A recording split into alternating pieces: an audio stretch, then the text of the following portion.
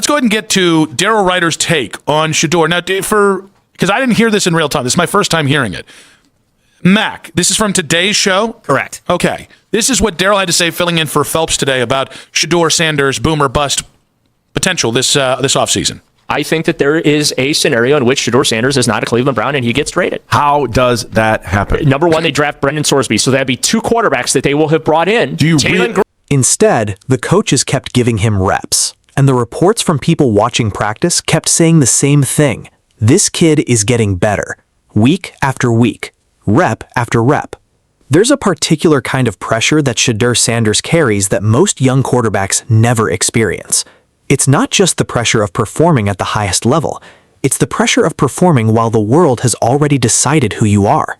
Before he ever took an NFL snap, before he ever walked into a Browns facility, there were segments on national television about whether he could separate himself from his father's shadow. There were debates about his personality, his confidence, his Twitter activity, things that have absolutely nothing to do with reading a defense or going through progressions. And the fascinating thing is, he never broke. He never got publicly emotional. He never fired back in a way that gave them more ammunition. He just kept working, kept showing up, kept putting the ball out fast, kept finding the right read, kept doing the quiet work that doesn't get shared in highlight packages. That's not someone who needs to be humbled. That's someone who's already learned how to carry weight. I guess my thing here is, because I know that there's a lot of scuttlebutt. We're in June, so there's a lot of scuttlebutt about Shedeur's future with the Browns. This is not Kenny Pickett. Because that's the comparison, right? Well, they traded for Kenny Pickett. And that is what Daryl was doing Sunday. He went through that whole thing, that they went out and traded for Kenny Pickett, similarly how they traded up for Shedeur, and then they could, use his value to trade him elsewhere. A 5th-round pick, son of Deion Sanders, former college star, a quarterback with real arm talent, real football IQ, and, maybe most importantly, real name recognition. And now, just like that, there are people in Cleveland suggesting they should trade him before week 1, before he even gets a real shot. Here's where the conversation gets complicated. NFL analysts and local media have started floating this idea that the Browns could potentially move Shedeur if the right offer comes in. The reasoning, on the surface, sounds almost logical. They're reportedly still doing their homework on Brendan Sorsby, a draft prospect. Some believe they could land him. And if they do, where does Shedeur fit? The idea is simple.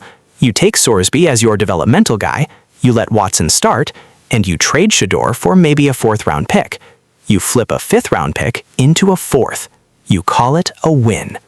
You call it value. Here, week 1. It better be because he's on the IR. Because if the Browns trade him before week 1 and little legs Dylan Gabriel's still here, I'm going to be frustrated. If the giant Talon Green beats Shedeur out for a spot, I will have said you probably made the wrong decision there as well. The one thing, and I hate to give Daryl any credence on this at all, but the one thing that I do think that he has maybe figured out is that if Watson... But here's the thing about that argument. It falls apart the moment you think about it for longer than 30 seconds. Who is giving up a 4th-round pick for a quarterback that couldn't beat out Deshaun Watson in training camp? If Shedeur loses that competition, if he can't establish himself as clearly the better player, what exactly is his market value to another team? You are essentially telling the rest of the league, hey, our guy couldn't beat out our broken-down, controversial starting quarterback. You want him? That is not a pitch that gets you a 4th-round pick. That is barely a 6th-round conversation. The only way Shedeur has real trade value is if he looks good, if he wins the competition, if people around the league are watching his tape and going, that kid can play. And if that's the case, if he is actually that good, then why on earth would you trade him? This is the logic trap the Browns seem to be walking straight into. Now, let's talk about the elephant in the room, or maybe more accurately, the elephant wearing number 2.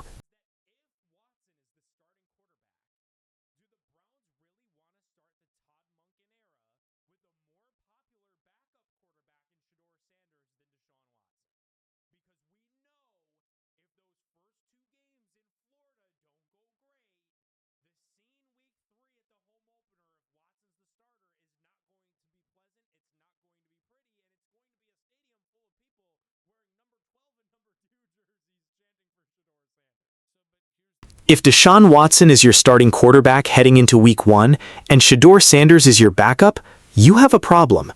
Not because Shedeur is a distraction, not because he's done anything wrong, but because of optics. Because Cleveland fans have been burned so badly so many times that they are desperate for someone to believe in. And right now, a lot of those fans believe in Shedeur. Walk into a Cleveland bar on a Sunday afternoon when Watson is struggling in the first quarter. Watch what happens. The chants start. The jerseys come out. Number 12, number 2. The crowd turns. And that energy, that noise, can fracture a locker room faster than almost anything else. There are people in NFL front offices who think about this stuff, who say, we can't have a backup who is more popular than our starter. And in certain situations, that logic makes sense. If your starter is a young, promising guy still finding his footing, a Sam Darnold in his early Jets days, you protect him from that noise. You make sure the backup isn't stealing the narrative. But this is Deshaun Watson. This is a 29-year-old quarterback on a fully guaranteed massive contract who has had off-field controversy, on-field struggles, and frankly, has not looked like the... I think I get it. We've talked ourselves into circle with this one. I would be beyond stunned if Shedeur isn't here week 1. I don't see a scenario in which he's not here. If you take Sorsby, then quite frankly, Shedeur, Deshaun starts until Sorsby's ready, whether that's this year or next year. And Gabriel and Taylor Green are the guys that are left out. Here's the issue. I've identified the issue. You're thinking of this as a... If Deshaun Watson is your starting quarterback heading into week 1 and Shedeur Sanders is your backup, you have a problem. Not because Shedeur is a distraction, not because he's done anything wrong, but because of optics. Because Cleveland fans have been burned so badly so many times that they are desperate for someone to believe in. And right now, a lot of those fans believe in Shedeur. Walk into a Cleveland bar on a Sunday afternoon when Watson is struggling in the first quarter. Watch what happens. The chants start. The jerseys come out. Number 12, number 2. The crowd turns. And that energy, that noise, can fracture a locker room faster than almost anything else.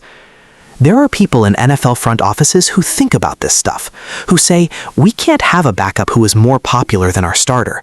And in certain situations, that logic makes sense. If your starter is a young, promising guy still finding his footing, a Sam Darnold in his early Jets days, you protect him from that noise. You make sure the backup isn't stealing the narrative. But this is Deshaun Watson. This is a 29-year-old quarterback on a fully guaranteed massive contract who has had off-field controversy, on-field struggles, and frankly, has not looked like the... Now, you have to ask yourself, why is that information suddenly coming out? Is it just organic reporting, or is it part of a larger story being told?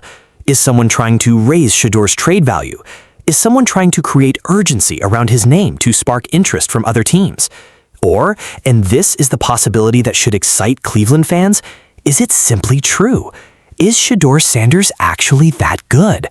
If you haven't subscribed yet, do it now, because this Browns quarterback story is only getting bigger, and we're going to be here covering every twist. Because here's what we know about Shedeur Sanders the person, separate from all the front office noise and trade speculation. This is a young man who grew up in one of the most intense spotlights in college football. Son of Deion Sanders, primetime son. Everywhere he went, cameras followed, expectations followed, criticism followed. He went to Jackson State. He went to Colorado. He played in environments where the whole country was watching and not always rooting for him. And he didn't buckle. He competed. He threw the ball with confidence. He made plays under pressure. That kind of mental toughness doesn't disappear when you get to the NFL. If anything, it sharpens. So here's where we land. Right now, today, Shedeur Sanders should be a Cleveland Brown for week 1. Not because the Browns owe him anything, not out of sentiment, but because it makes football sense. You have a 5th-round pick who cost you almost nothing. He has real talent. He has real upside. He can back up Watson without costing you a dime beyond his rookie deal. And if Watson struggles, when Watson struggles, you have an option. A real one. Not Dylan Gabriel. Not a panicked emergency. Trading him before he plays a meaningful snap is the kind of decision that haunts franchises for years. Ask any team that let a quarterback walk too early, only to watch him thrive somewhere else. The Cleveland Browns have made enough decisions they regret. This doesn't have to be another one. Shedeur Sanders is not a distraction. He's not a problem. He's not a PR headache.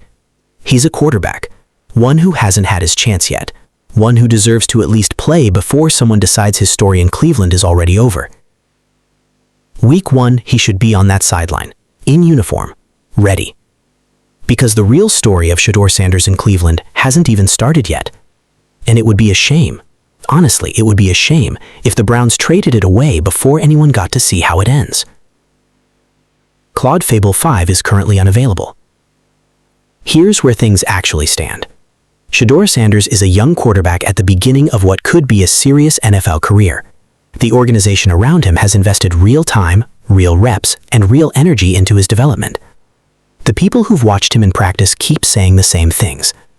And the player himself has stayed professional, stayed focused, and stayed quiet when staying quiet was the right call.